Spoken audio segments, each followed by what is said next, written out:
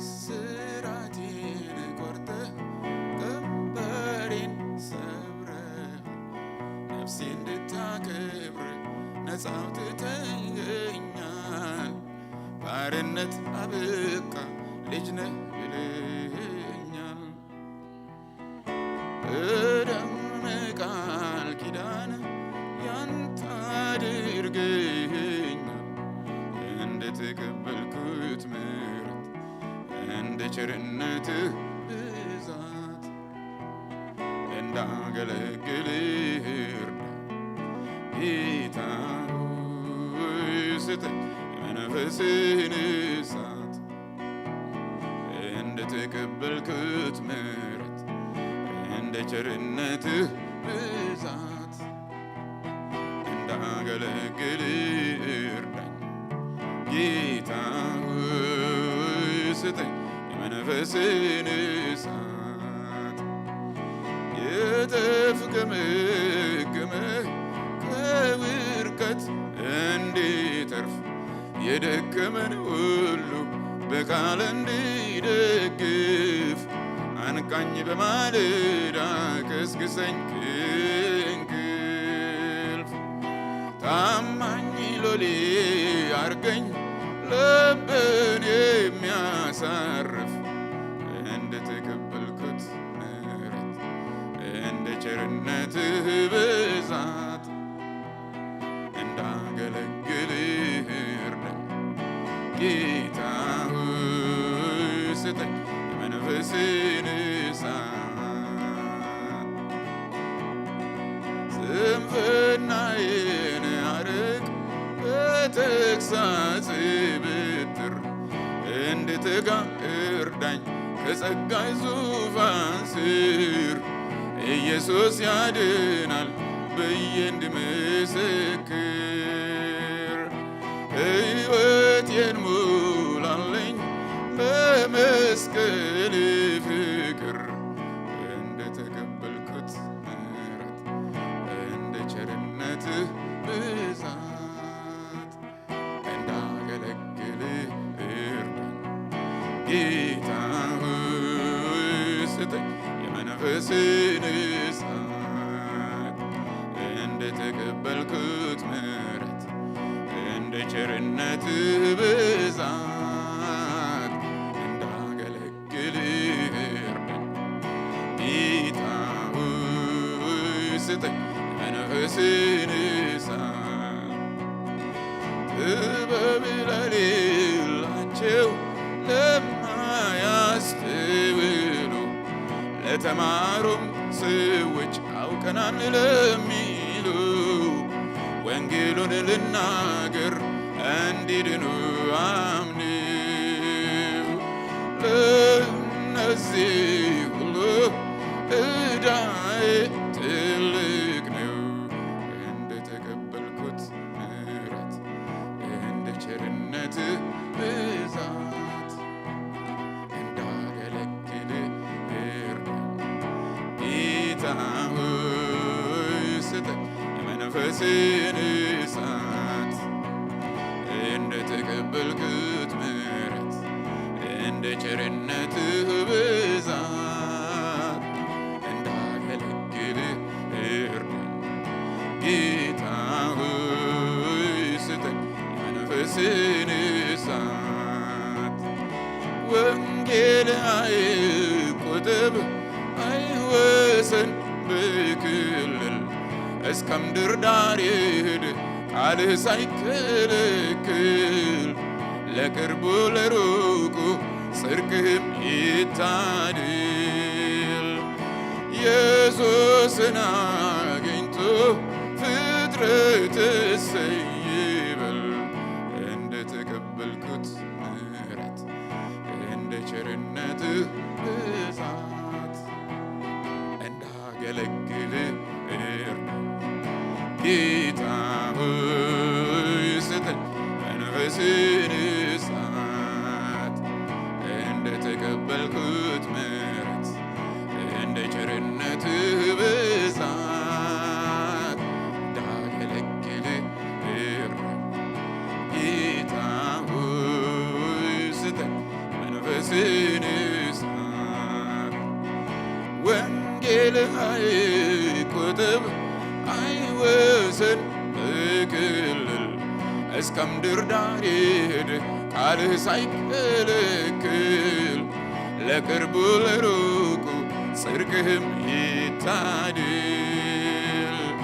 ኢየሱስን አግኝቶ ፍጥረት እሰይ ይበል እንደተቀበልኩት ምሕረት እንደ ቸርነትህ ብዛት እንዳገለግልህ እርዳኝ ጌታ ሆይ ስጠኝ መንፈስህን እሳት እንደተቀበልኩት ምሕረት እንደ ቸርነትህ ብዛት እንዳገለግልህ እርዳኝ ጌታ ሆይ ስጠኝ መንፈስህን እሳት።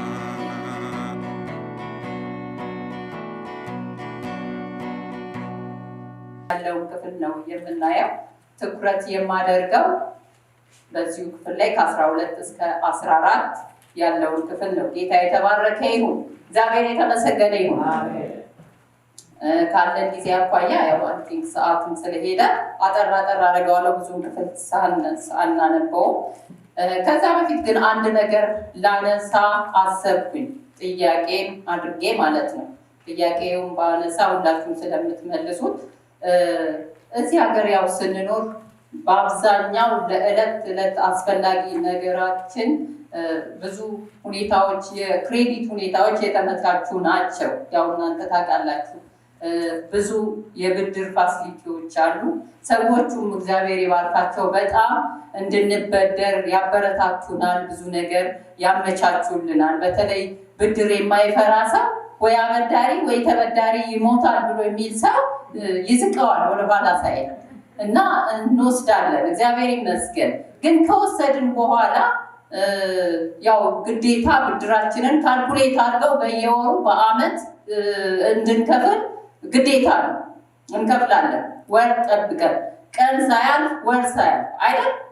አለበለዚያ ልክ ወሯ ስትደርስ የሆነ ሜሴጅ ይመጣል፣ ፕሊዝ ፔይ ዚስ አማውንት፣ ፕሊዝ ፔይ ምናምን እንደዚህ እያለ፣ ካልሆነም ደግሞ ቢል ይመጣል። ስለዚህ ለዛ ክፍያችን ለወሰድነው ዕዳ ለመክፈል ስንል 24 ሰዓት እንተኛለን፣ እንቅልፍ እናበዛለን፣ እንዝናናለን። ጥያቄ እኮ ነው። እንዝናናለን? አነዝናና። ብዙ አንተኛ፣ ብዙ ቦታ ሪላክስ አናረግም፣ እንሰራለን። ምን ያህል ጊዜ? 8 ሰዓት እንኳን ብንሰራ ይበቃናል? አይበቃም። ከየት መጡ? በጣም ብዙ ነገር ነው የምንጠቀመው። ስለዚህ አንዳንዶቻችን 12 ሰዓት፣ አንዳንዶቻችን 16 ሰዓት፣ አንዳንዱ ደግሞ 24 ሰዓትም የሚሰራል። እኔ ከዚህ በፊት ስላጋጠመኝ ማለት ነው። ስለዚህ ወገባችንን አስረን ሰርተን ቀኗ ወሯ ሳታል እንከፍላለን፣ የተጠቀምንበትን ዕዳ ስላለብን። አለበለዚያ መንግስት ራሱ አይለቀንም፣ ወደ ፖሊስ ይወስድናል። ስለዚህ ዕለት ዕለት ለምንኖረው ኑሮ የተበደርነውን ዕዳ ለመክፈል፣ ዕዳም ካለብን ለመክፈል ደግሞ ይህን ያህል የምንጥር ከሆነ ወገባችንን ታጥቀን ሰርተን ዕዳችንን የምንከፍል ከሆነ በመንፈሳዊ ሕይወታችንም እንደዚሁ ዕዳ አለብን። ዕዳ አለባችሁ ይላል የእግዚአብሔር ቃል። ምን አይነት ዕዳ? እስቲ ክፍሉን እናንብበው። ሮሜ 8 ከ1 እስከ 14 ያለውን ክፍል እንየው። ጌታ የተባረከ ይሁን። እንዲህ ይላል፣ ስለዚህ በክርስቶስ ኢየሱስ ያሉት አሁን ኩነኔ የለባቸውም። ምክንያቱም የሕይወት መንፈስ ሕግ በክርስቶስ ኢየሱስ ከኃጢአትና ከሞት ሕግ ነፃ አውጥቷቸዋል። ሕግ ከሥጋ ባህሪ የተነሳ ደክሞ ሊፈጽም ያልቻለውን እግዚአብሔር የገዛ ልጁን በኃጢአተኛ ሰው አምሳል የኃጢአት መስዋዕት እንዲሆን በመላክ ፈጸመው። በዚህም ኃጢአትን በሥጋ ኮነነ። ይኸውም በሥጋ ሳይሆን በመንፈስ በእኛ ሕጉ የሚጠይቀውን ጽድቅ ሙሉ በሙሉ እንዲፈጽም ነው። እንደ ሥጋ የሚኖሩ ልባቸውን በሥጋ ፍላጎት ላይ ያሳርፋሉ። እንደ መንፈስ የሚኖሩ ግን ልባቸውን በመንፈስ ፍላጎት ላይ ያደርጋሉ። የሥጋን ነገር ማሰብ ሞት ነው። የመንፈስን ነገር ማሰብ ግን ሕይወትና ሰላም ነው። ለኃጢአት የተገዛ አእምሮ ከእግዚአብሔር ጋር ጠበኛ ነው። ለእግዚአብሔር ሕግ አይገዛም፣ መገዛትም አይችልም። በሥጋ የሚመሩትም እግዚአብሔርን ማስደሰት አይችሉም። እናንተ ግን የእግዚአብሔር መንፈስ በውስጣችሁ የሚኖር ከሆነ በሥጋ ሳይሆን በመንፈስ ናችሁ። ማንም የክርስቶስ መንፈስ ከሌለው እርሱ የክርስቶስ አይደለም። ነገር ግን ክርስቶስ በውስጣችሁ ካለ ሰውነታችሁ ከኃጢአት የተነሳ የሞተ ቢሆንም መንፈሳችሁ ከጽድቅ የተነሳ ሕያው ነው። ኢየሱስን ከሙታን ያስነሳው የእርሱ መንፈስ በእናንተ የሚኖር ከሆነ ክርስቶስን ከሙታን ያስነሳው በውስጣችሁ በሚኖረው በመንፈሱ ሟች ለሆነው ሰውነታችሁ ሕይወትን ይሰጣል።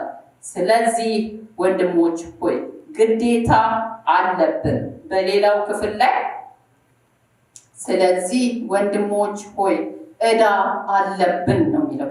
እኔ እሱን የወሰድኩት እሱን የመረጥኩትም ይሄም ጥሩ ነው፣ ግዴታ ነው አለብን። ይሁን እንጂ እንደ ሥጋ እንድንኖር ለሥጋ አይደለም። እንደ ሥጋ ብትኖሩ ትሞታላችሁና ክፉ የሆነውን የሥጋ ስራ በመንፈስ ብትገድሉ ግን በሕይወት ትኖራላችሁ። በእግዚአብሔር መንፈስ የሚመሩ እነዚህ የእግዚአብሔር ልጆች ናቸውና ይላል። ጌታ የተባረከ ይሁን። እስከዚህ ድረስ ካየን ወደ ሀሳቡ እንድንሄድ እፈልጋለሁ። ጌታ የተባረከ ይሁን። ስለዚህ ከክፍሉ ላይ እንደምንመለከተው ጳውሎስ ሲናገር ብዙ ነገር ይዘረዝርና ወንድሞች ሆይ እንግዲህ ዕዳ አለብን ይላል። እኔ ሌላውን ነገር እዚሁ ላይ ልተወውና ዕዳ አለብን፣ ዕዳ አለባችሁ ይላል። ያለብን ዕዳ ምን አይነት ዕዳ ነው ከሚለው መነሳት አሰብኩ። ምን አይነት ዕዳ አለብን? አንደኛ 4 ወይም 5 ፖይንቶችን አነሳለሁ እንደዚህ ላይ። አንደኛ የፍቅር ዕዳ አለብን። የፍቅር ዕዳ እንዳየነው በክፍሉ ላይ ክርስቶስ ኢየሱስ ስለኛ ወዶን እኛን ለማዳን ሲል በመስቀል ላይ ሞቶ እኛን ወደ ሕይወት እንደወሰደን ይናገራል። ለእኛ የዘላለምን ሕይወት እንደሰጠን ይናገራል።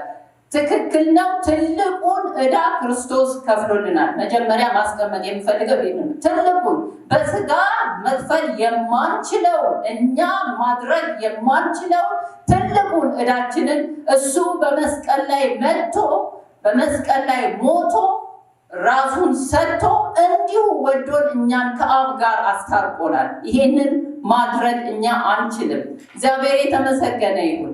ግን አሁን የምናየው ሌላውን ነው። ያንን ካገኘን በኋላ በእኛ የምንችለውን ዕዳ ነው ማሰብ ወይም ማሳሰብ የፈለጉት ዛሬ። አንደኛ የፍቅር ዕዳ አለብን። ሮሜ 5:6-8 ላይ ባለው ክፍል ስንመለከት ከጊዜ የተነሳ ክፍሉን ባናነበው ምን ይላል? ገና ደካሞች ሳለን ክርስቶስ ስለ ኃጢአተኞች ሞቶ ሕይወትን ሰጠን ይላል። በሮሜ 5:6-8 ድረስ ሕይወትን ሰጥቶ ፍቅሩን ገለጸልን። እኛ ገና ኃጢአተኞች ሳለን፣ ገና ደካሞች ሳለን፣ ገና እሱን ምንም የማናውቅበት ጊዜ ላይ መጥቶ ከፍቅሩ የተነሳ ያለምንም ንክኪ ያለምንም እንካ በንካ እንዲሁ ስለወደደን በመስቀል ላይ ነፍሱን ሰጥቶ አዳነን። ስለዚህ ይህንን ፍቅር እኛ ወስደናል፣ ተቀብለናል ማለት ነው። በዮሐንስ ወንጌል 15 ላይ እንደዚሁ ከ13-14 እንዲህ ይላል፣ ነፍሱን ስለ ወዳጆቹ ከመስጠት ይልቅ ከዚህ የሚበልጥ ፍቅር ለማንም የለው። ነፍሱን በቃ ሌላው ነገር እኮ ትርፍ ነው። ብር፣ ሀብት፣ ወርቅ፣ ሌላ ነገር ትርፍ ነው። እሱ ግን ነፍሱን ነው የሰጠን። ነፍሱን ስለ ወዳጆቹ ከመስጠት ይልቅ ከዚህ የሚበልጥ ፍቅር ለማንም የለው ይላል።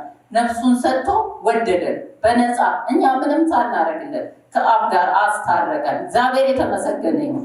እንዲሁ ሌላውን ክፍል በዚሁ ክፍል ላይ ስንመለከት ከ13-34-35 ላይ ደቀ መዛሙርቴ መሆናችሁን በፍቅራችሁ ሰዎች ያውቋችኋል ይላል። በቃ እናንተ ከተዋደዳችሁ እርስ በርሳችሁ እኔ የሰጠኋችሁን ፍቅር እርስ በርስ አፕላይ የምታደርጉ ከሆነ እርስ በርስ የምትዋደዱ ከሆነ በውጭ ያሉቱ ሌሎች ሰዎች እናንተን አይተው የኔ ደቀ መዛሙርቶች እንደሆናችሁ ያውቃሉ። ስለዚህ አይዲያችን ምንድነው? የኢየሱስ ክርስቶስ ፍቅር ነው ማለት ነው። ይህንን መታወቂያ ይዘን የትም ቦታ የመዞር ዕዳ አለብን። ይህንን የቀመስነውን እኛ የወሰድነውን እኛ ያጣጣምነውን እኛ ያረፍንበትን ይህንን ታላቅ ፍቅር ለሌሎች የማሳየት ለሌሎች የመስጠት ዕዳ አለብን። ጌታ የተባረከ ይሁን። ዛሬ ህይወታችን እኛ ምን ይመስላል? ይህንን ፍቅር እርስ በርሳችን እየተቀባበልን ነው? አፕላይ እያደረግን ነው? ለሌሎችስ እያሳየን ነው? ምን እንመስላለን? ዛሬ ክርስቶስ ነፍሱን ሰጥቶ ነው እኛን የወሰደን። ነፍሱን ሰጥቶ፣ ከነፍስ በላይ ምንም ነገር የለም። ስለዚህ ዛሬ ህይወታችን እኔና እናንተ የእግዚአብሔር ሕዝብ ምን ይመስላል? የፍቅር ዕዳ አለብን። ይህን የፍቅር ዕዳ ለሌሎች የመስጠት የማካፈል የማሳየት ዕዳ አለብን። ሁለተኛው ዕዳ ምንድን ነው? ሁለተኛው ዕዳ ከዚሁ ክፍል ላይ ስንመለከት ምን ይላል? እንደ ሥጋ ፍቃድ ሳይሆን እንደ መንፈስ ፍቃድ የመመላለስ ዕዳ አለብን። ቃሉ ላይ እንደሚለው በዚሁ በሮሜ 8 ከ12 እስከ 13 ባለው ክፍል ላይ እንደ ሥጋ ፍቃድ ሳይሆን እንደ መንፈስ ፍቃድ የሥጋን ነገር የሥጋን መንፈስ እየገደላችሁ እንድትመላለሱ እንድትኖሩ ይለናል። ዕዳ አለብን። ምንድነው? እንደ ሥጋ ፍቃድ ሳይሆን እንደ መንፈስ ፍቃድ እየተመላለስን በእግዚአብሔር ቤት ውስጥ የመኖር ዕዳ አለብን። ሮሜ 8:12 ላይ አይተነዋል ይህንን ክፍል። ገላትያ 5:16 ከ16 እስከ 17 ላይ በጣም ይቅርታ የምፈጥነው ጊዜውን ለመጠቀም ብዬ ነው።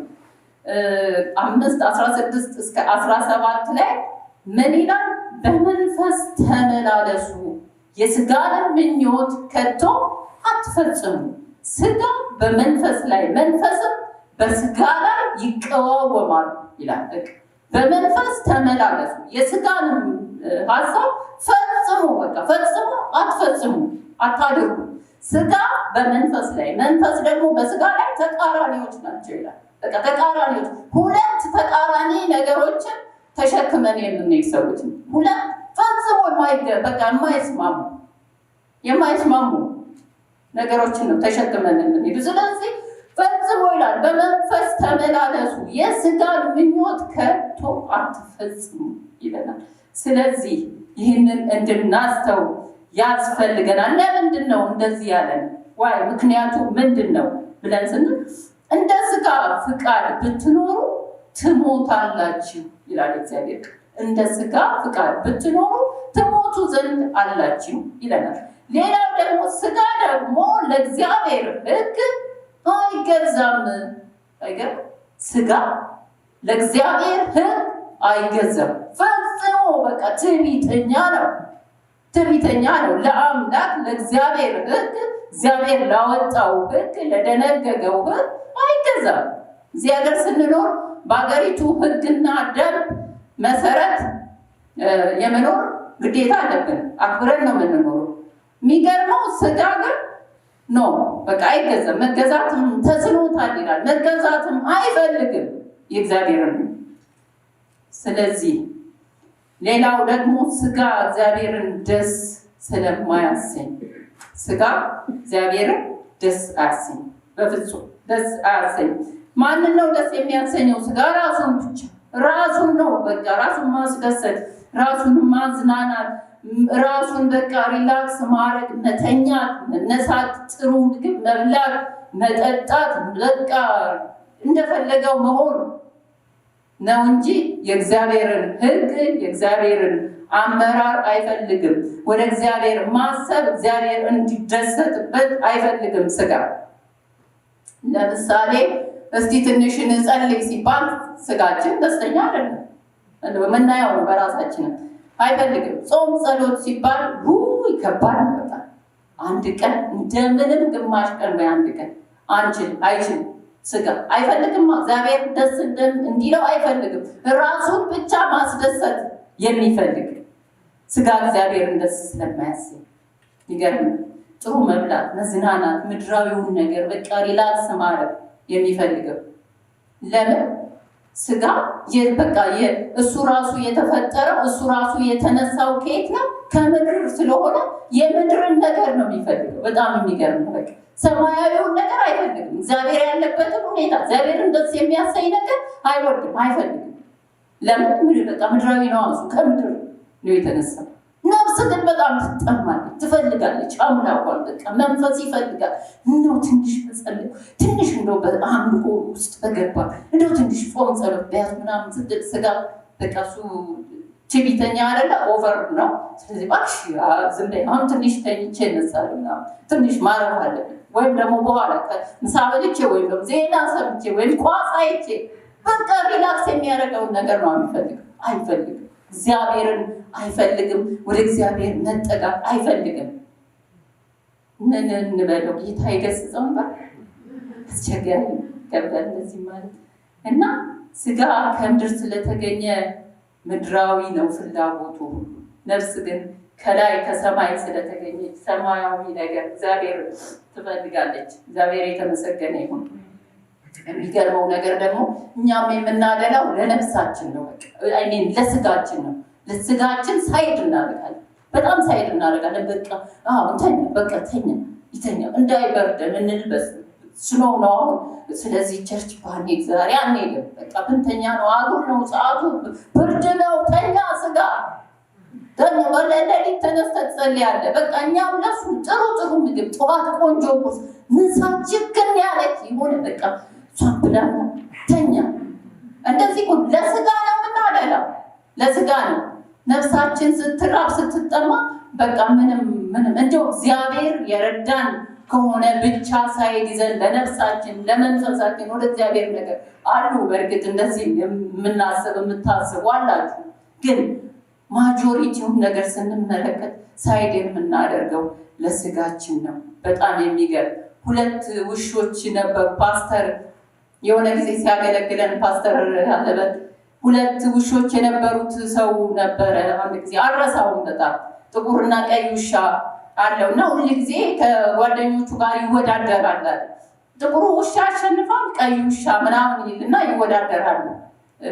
ከተሳሳትኩ ፓስተር ታርመኛለህ፣ ግን ውስጤ ስለቀረ ነው ይሄ ነገር። በጣም የሚገርመኝ ነው እና ይሄ ጥቁሩ ያሸንፋል ምናምን ይላል ጓደኛው። እሱ ደግሞ ባለቤቱ የውሾቹ ነው ቀዩ ነው የሚያሸንፍ፣ ቆይ እናያለን ምናምን ይባባሉ ነው በገንዘብ ይፎካከራሉ።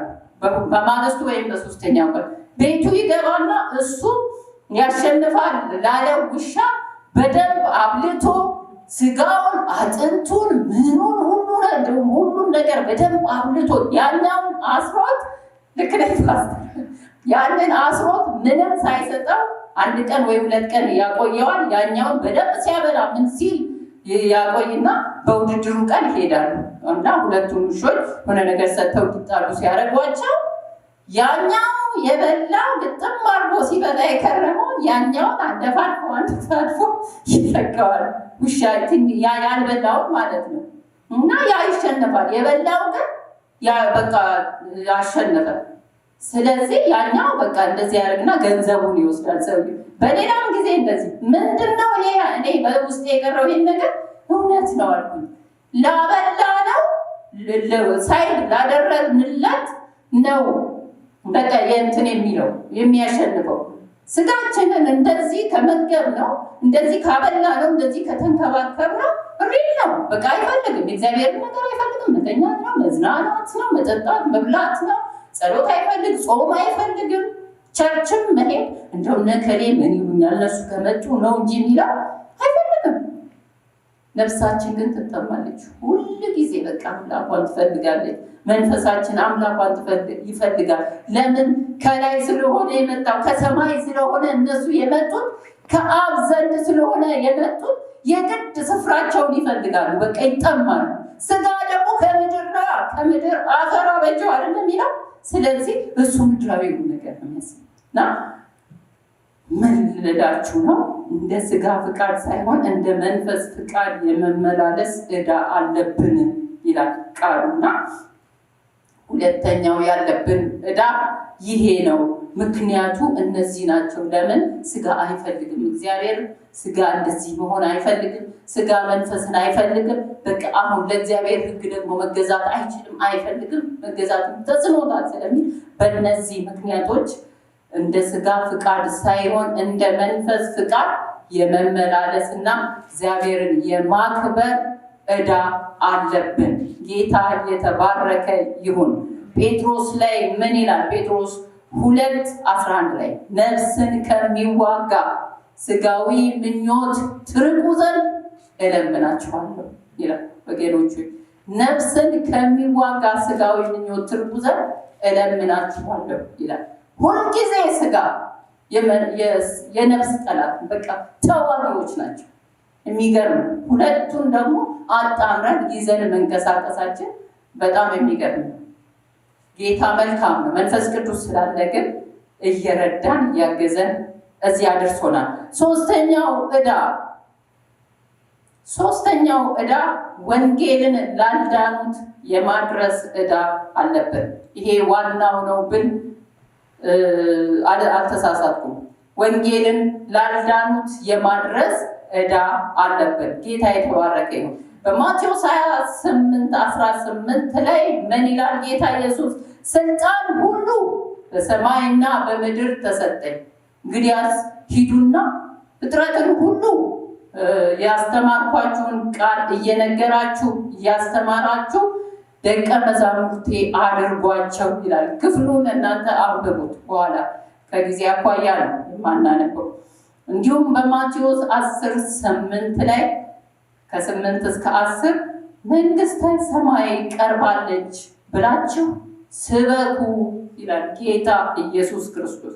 ከዛ ድውያንን ፈውሱ፣ ሙታን አስነሱ፣ አጋንንትን አውጡ እያለ ጌታ ኢየሱስ ለደቀ መዛሙርቱ በነበረ ጊዜ ሲናገራቸው እንመለከታለን። ስልጣን ሲሰጣቸው በሉቃስ 9:1-11-6 ላይ እንደዚሁ ተመሳሳይ ሀሳብ ነው። ስልጣንን እና መመሪያ ጭምር ሰጥቶ ሲልካቸው እናያለን። ሉቃስ 9 ላይ እንደውም በደንብ መመሪያውን ጭምር ያስቀምጥላቸዋል። ስልጣን ይሰጣቸዋል። ስልጣን ብቻ አይደለም፣ እንዴት ስልጣኑን አፕላይ እንደሚያደርጉት ሩልስ ኤንድ ሬጉሌሽንስ ጭምር ይሰጣቸዋል። ሕግና ደንብ፣ መመሪያ። ከመመሪያ ውጭ ምንም ነገር ስልጣን አፕላይ ማድረግ አይቻልም። እንደሚታወቀው እዚህ ሀገርም እንደምናየው ማለት ነው። እግዚአብሔር ይመስገን። የትም ሀገር ማንኛውም ሰው ባለስልጣን ሲሆን ስልጣኑን አፕላይ የሚያደርግበት ሩልስ አለ፣ መመሪያ አለ፣ ደንብ አለ፣ ሕግ አለ። ከደንቡ ከመመሪያው ውጭ ዝም ብሎ እንደፈለገ ስልጣን አለኝ ብሎ እንደፈለግኩ ልሁን ቢል የሚሰማው የለም፣ የሚታዘዝለትም የለም። አንሰማህም ነው የሚለው ማንም ቢሆን። ስለዚህ ማንም አይታዘዝም። ስለዚህ ጌታ ኢየሱስ ስልጣኑን እየሰጣቸው ስልጣን ብቻ ሳይሆን መመሪያም ጭምር አብሮ ሲሰጣቸው እናያለን። ጌታ የተባረከ ይሁን። ምንድን ነው የሚላቸው? መመሪያው ሲያዛቸው በር እንዳትይዙ ሲሄዱ ለስራ ለወንጌል ሰበካ ለወንጌል አገልግሎት ታዘው ሲሄዱ ወርቅ አትያዙ፣ እንጀራ አትያዙ፣ 2 እጀ ጠባብ አትያዙ፣ በትር አትያዙ። አያችሁ፣ ስልጣን ሰጣቸው። የተቀበለውን የነበረውን ስልጣን የመጣበትን ዓላማ ማስፈጸሚያ ስልጣኑን ሰጠ። ስልጣኑን ደግሞ ከመመሪያ ጋር ነው አብሮ የሰጠው። በቃ ይሄን አትያዙ፣ ይሄን አይሄድም አብሮ። በቃ ያ ወንጌል ስራ ከዚህ ጋር አብሮ አይሄድም በፍጹም። በትር እንዳትይዙ፣ 2 እጀ ጠባብ እንዳትይዙ፣ እንጀራ እንዳትይዙ፣ በገባችሁበት ቤት ሰላም ለእናንተ ይሁን ብላችሁ ግቡ። ሰላማችሁን ከተቀበለ ይመለስላችኋል። አልሰማ ካላችሁ እግራችሁ አረፉና ውጡ ያለ መመሪያ ጭምር ይሰጣቸዋል። ጌታ ይባረክ። በዚህ ሀገር የተሾሙት ማናቸው? በቅርቡ ባይደን እሳቸውን መመሪያ ስልጣናቸውን ሲረከቡ መመሪያ ጭምር ነው። ከዛ በፊትም ያሉት ሁሉም የትም ሀገር ከመመሪያ ጭምር ነው። ያለ መመሪያ መንቀሳቀስ አይቻልም፣ ስልጣንን እንደፈለጉ ማለት። ስለዚህ ጌታ ኢየሱስ ስልጣን ሲሰጣቸው መመሪያም ጭምር አብሮ ሰጠ። ይሄን እንዳትይዙ፣ ይሄን እንዳትይዙ፣ በቃ ስራችሁ ይሄንን ወንጌልን ይዛችሁ ሂዱ። የእሱን ስሙን ይዘው ስራቸውን ሄደው ሲናገሩ እናያለን። ስራቸውን ሰርተው ታዘው ሰብከው አጋንንት አስወጥተው ሽባት ሲተረተር ድዌ ሁሉ ተፈውሶ ምናምን ደስ ብሏቸው መጥተው ሪፖርት ሲያደርጉለት እናያለን። ጌታ ሆይ እንደዚህ አጋንንት ወጣ ታዘዘልን ምናምን እያሉ ሪፖርት ሲያደርጉ እናያለን። እግዚአብሔር የተመሰገነ። ለምን? ከመመሪያው ጭምር ነው ስልጣናቸውን ይዘው የወጡት፣ ከመመሪያው ጭምር። ስለዚህ ብር፣ ወርቅ፣ እንጀራ፣ በትር፣ እጀ ጠባብ ሌላ ነገር አትያዙ። በትር ግን ለምን ከለከለ አልኩ። እንዲሁ ሳስበው ምን አለ በትር ቢይዙ ምን ችግር አለ? እንደው ቢደክመት ምናልባት እኔ ምን መጣልኝ፣ ምናልባት ወንጌል ሲናገሩ ሲመሰክሩ አንዱ ባቂ አንተ ኢየሱስ ምናምን ቢል በትር ይዞ በያዘው በትር እንደው አናቱን ብሎት ምናልባት ስራው ይተጓጎላል ብሎ አስቦ ይሆን ብዬ አሰብኩ። በቃ በትር አትያዟል።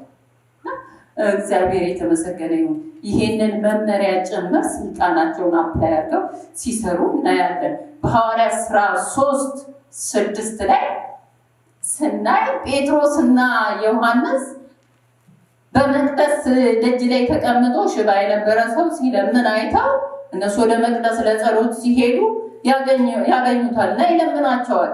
ሲለምናቸው ትኩር ብለው አዩትና ወደኛ ተመልክተን ከዛ ምን አሉ? ብርና ወርቅ የለንም፣ ይህንን ያለንን ስም ግን እንሰጥሃለን። በጌታ በኢየሱስ ክርስቶስ ስም ተነሳና ተመላለስ። ሃሌሉያ ሲሉት ብድግ አለ፣ ቁርጭምጭምቱ ጸና ይላል። ለምን? ብርና ወርቅ የለንም አሉ። ለምን? ታዘዋላ። ብር እንዳትይዙ፣ ወርቅ እንዳትይዙ፣ እንጀራ እንዳትይዙ፣ እጀ ጠባብ 2 እንዳትይዙ፣ በትር እንዳትይዙ ስለተባሉ መመሪያቸውን ጠብቀው ነው ሲንቀሳቀሱ የነበሩ። ስለዚህ ያንን ሰውዬ ሲያገኙ ልክ ሲያዩት አልያዙማ፣ ታዘዋል። ትእዛዝ መመሪያ ጭምር ነው የወጡ። ስለዚህ ብርና ወርቅ የለንም፣ ያለንን ስም ግን ይሄንን እንሰጥሃለን። ስሙ ከብርም ከወርቅም በላይ ስለሆነ ያንን ሰውዬ አስነሳው። ጌታ ይባረክ። ስለዚህ መመሪያውን ከስልጣን ጋር ነው ይዘን መንቀሳቀስ ዛሬ የሚገባን ወገኖች። የኛ ችግር እኮ ስልጣን ተሰጥቶናል። አዎ ተሰጥቶናል። ስልጣን ኢየሱስ ሰጥቶናል። አስወጡ፣ በሽተኛ ፈውሱ ተብለናል። አዎ ተብለናል። ልክ ነው። ስልጣን ግን መመሪያዋን እንረሳታለን። መመሪያውን እንረሳለን። ስልጣኑን ብቻ ይዘን አንጠልጥለን ወጥተን ያለ መመሪያ በኢየሱስ ስም ውጣ ሰይጣን ምን ብንል በሽተኛ ተፈውሶልን ያውቃል? ምናልባት እንደው በጣም እንደው እግዚአብሔር የረዳን ካልሆነ በስተቀር ሬር ነው። እንደ ጌታ በነበረ ሰዓት ስራ አልተሰራም። ነፍሳት ድነው ምንድነው የሚጠበቅ?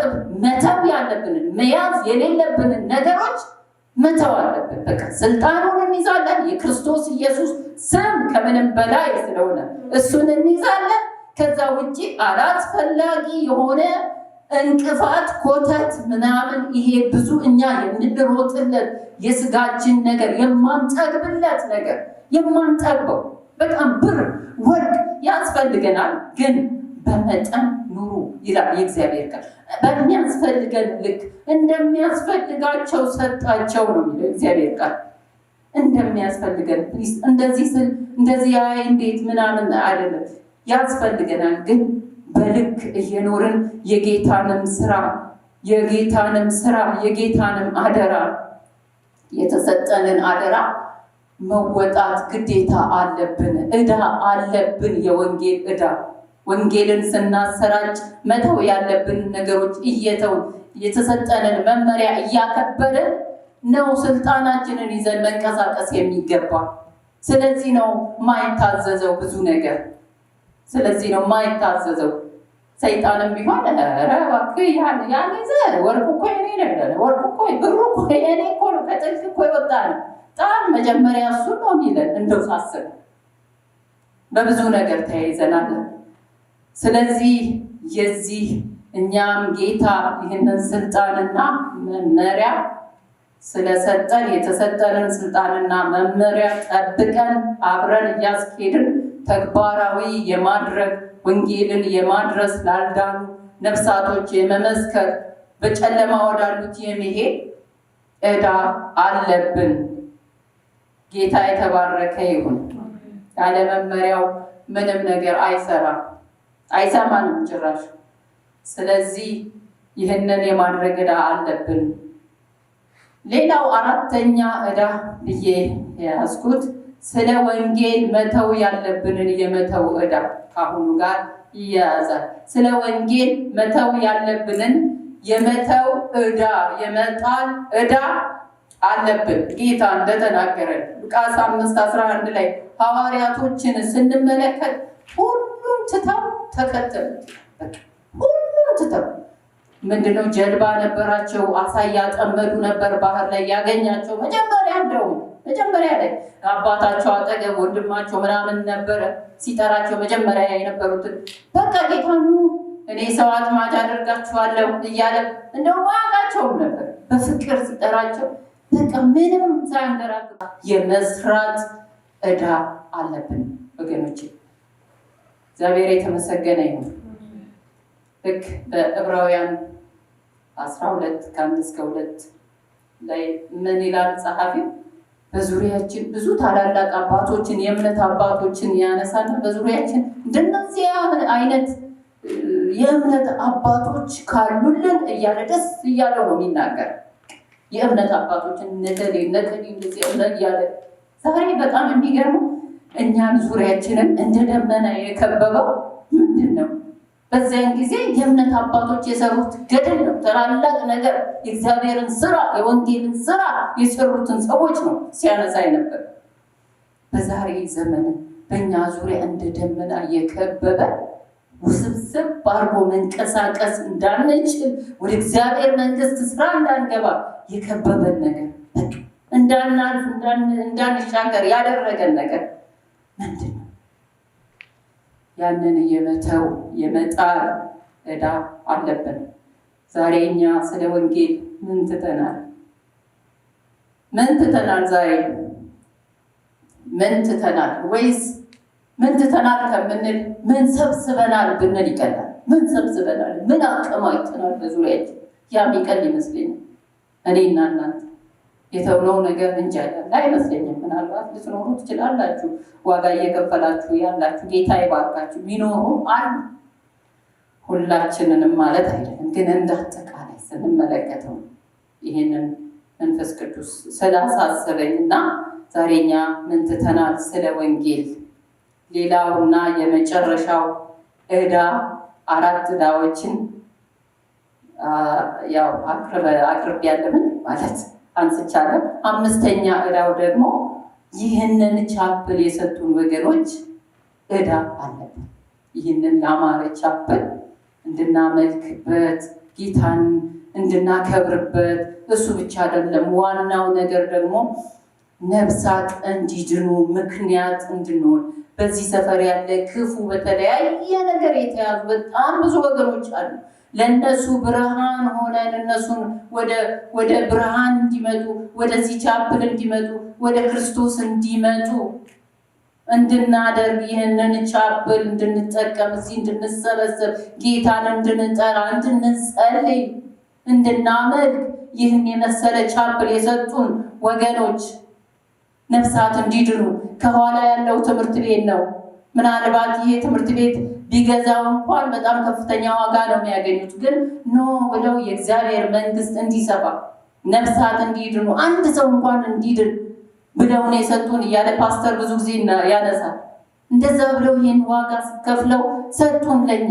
ስለዚህ ይህንን ቻፕል የሰጡን ወገኖች ዕዳ አለብን ወገኖች። በዚህ ቻፕል የጌታን ስም እየጠራን እየጸለይ እየተበረታታን ወንጌልን እየተናገርን ነፍሳትን ከጨለማ እንድንናጠቅ ወደ እግዚአብሔር መንግስት እንድናመጣ ይህንን ቻፕል የሰጡን የነዚህ የወገኖች ዕዳ አለብን። ሃሌሉያ! ዕዳ በዕዳ ሆን ምንም ማለት ቀለል ያለ ዕዳ ነው። ማስጠንቀቂያ ሳይሆን ማሳሰቢያ ነው። ጠበቅ ያለ ማሳሰቢያ። ምክንያቱም የወንጌል ነገር ቀለል ያለ አይደለም። የእግዚአብሔር መንግስት ስራ ነገር ቀለል ያለ አይደለም። በተለይም ዛሬ በዚህ ዘመን፣ በተለይም ክርስቶስ ሊመጣ ባለበት በዚህ ዘመን በቃ ስለዚህ ማሳሰቢያ ነው። እነዚህ ዕዳዎች አሉብን። ሌላም ሊኖር ይችላል። ወደፊት ቀስ እናያለን። እስቲ አሁን ይህንን እነዚህን ዕዳዎች እንዳሉብን አስበን እነዚህ ዕዳዎች እንዳሉበት ሰው እያሰብን እየተሰማን ዕዳችንን ለመክፈል ነፍሳትን እንድናተርፍ ከጨለማ እንድንናጠቅ በተለያየ ስርዓት ውስጥ ላሉት እንድንደርስላቸው በተለያየ ክፉ ነገር ውስጥ ለተያዙ ወጣቶች ትውልድን እንድናስመልጥ ቤተ ክርስቲያንን የሚረከብ ትውልድ እንዲነሳ ዋጋ ለመክፈል ይህንን እንድናስብ አስባለሁ፣ እፈልጋለሁ። ጌታ የተባረከ ይሁን። ማጠቃለያ ስናይ ለማጠቃለያ ጌታ ይመስገን። ታዲያ እኛ ከነዚህ ነገሮች ምን ይጠበቅብናል? ወይም ደግሞ ምን እናስባለን? በመንፈሳዊ ሕይወታችን ዕዳ እንዳለብን በማሰብ ሁል ጊዜ ዕዳችንን ለመክፈል መትጋት ይጠበቅብናል። መትጋት አለብን። ልክ ወር ጠብቆ ቢል እንደሚመጣ ወገባችን አስረን ቀን ከሌሊት ሰርተን ያንን ዕዳ የቢሉን ዕዳ ለመክፈል እንደምንተጋ ልክ እንደዚሁ ይሄ ደግሞ የበለጠ ነው። የሰማይ እኮ ነው ይሄ፣ የሰማይ ዕዳ እኮ ነው ይሄ። ይሄ የምድሩ ነው፣ የቢሉ የምድራዊ ነው። አንከፍል ብንል ጄል ነው የሚወስዱን፣ ፖሊስ ነው የሚጠሩብን ከአንድ ከሁለት ጊዜ በኋላ። ይሄ መቼም ፍቅር ስለሆነ ነው አምላካችን። ስለዚህ ይህንን እያሰብን ለመክፈል መትጋት አለብን። ፍቅርን ለሌሎች ማሳየት ወይም መስጠት፣ ወንጌልን ላልዳኑ ማዳረስ፣ ዋጋ መክፈል፣ ስለ ወንጌል መተው ያለብንን መተው፣ ስለ ወንጌል፣ ስለ እግዚአብሔር መንግስት ራሳችንን ለጌታ ሙሉ በሙሉ በመስጠት በመጠን መኖር፣ መጸለይ፣ መጾም፣ ከቤተ ክርስቲያን ጎን በመቆም ህብረት ማድረግ ይጠበቅብናል። ሌላው ሁለተኛው ምን ይጠበቅብናል? ጌታ ሊመጣ በደጅ ስለሆነ ይህንን ሁሌ ማሰብና ነቅተን ዘይታችንን ሞልተን ወገባችንን ታጥቀን መጠባበቅ። ሁለተኛ ጌታ ሊመጣ በደጅ መሆኑን ሁሌ ማሰብና ነቅተን መጠበቅ ይጠበቅብናል። በራእይ 28 ላይ ስንመለከት ነው በቶሎ እመጣለሁ፣ ዋጋዬ በእጄ ነው፣ ለሌላው እንደ ስራው ዋጋ ልከፍል ዘንድ ይላል። ክፍሉን እናንተ አንብቡት አስተካክላችሁ። ስለዚህ ጌታ በቶሎ እንደሚመጣ ተናግሯል። መቼ ነው የሚመጣው? በድንገት አናውቅም። አባት እንኳን አያውቅም፣ ልጅ እንኳን አያውቅም ይላል። በድንገት ነው የሚመጣ። ስለዚህ ጌታ ሊመጣ በደጅ መሆኑን ሁሌ ማሰብና ነቅተን ተዘጋጅተን መጠባበቅ ማድረግ ያለብን። አንድ በመንፈሳዊ ሕይወታችን ዕዳ እንዳለብን ሁሌ በማሰብ ለመክፈል ዕዳችንን ታጥቀን መትጋት፣ የሚጠበቅብንን መተው ያለብንን እየተው ይጠበቅብናል ማለት ነው። ጌታ የተባረከ ነው። ስለዚህ በመጨረሻ ምን እላችኋለሁ ወገኖቼ? ጌታ ይባረክ። ወገባችሁ የታጠቀ መብራታችሁ የበራ ይሁን ስለሚል ታጥቀን ጌታን እየጠበቅን ማድረግ የሚገባንን ያደረግን ከቤተ ክርስቲያን ጎን በፍቅር መታወቂያችንን ይዘን ያለ አይዲ ማንም የትም መንቀሳቀስ በዓለማዊው ነገር ስለማይቻል አይዲ ሳንይዝ መኪና መንዳት አንችልም።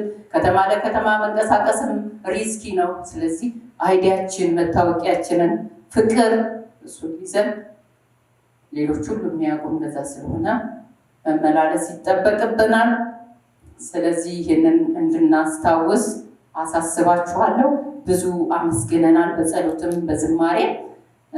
ለዛ ብዬ ነው ማሳሰቢያ ቢሆን ሳይሻል አይቀርም ብዬ ነው። ጌታ ኢየሱስ ይባርካችሁ። ተባረኩ።